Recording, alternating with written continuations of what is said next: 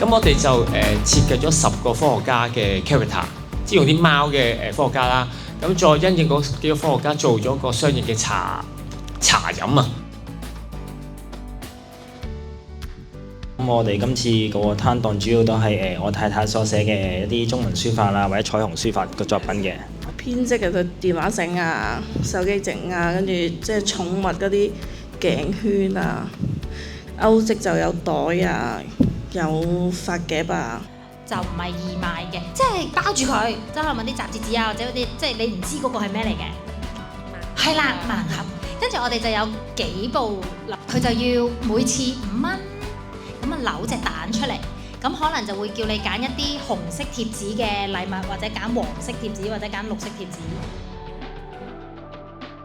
因為我一直都想有個機會教小朋友去學習理財，但係其實呢樣嘢唔係喺個書本或者課堂度可以學習到。要學習理財，你一定要落個社會、落個社區嗰度，你要去嘗試、去實踐，你先能夠學到樣嘢。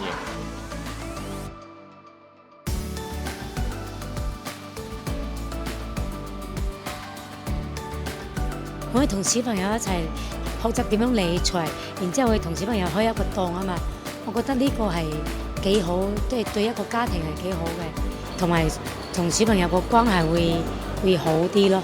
好多謝中心今次俾呢個機會，我同媽媽可以喺度擺檔啦。咁我哋都可以接收到啲新嘅知識啦，同埋都有一個機會去發展我哋嘅興趣咁樣。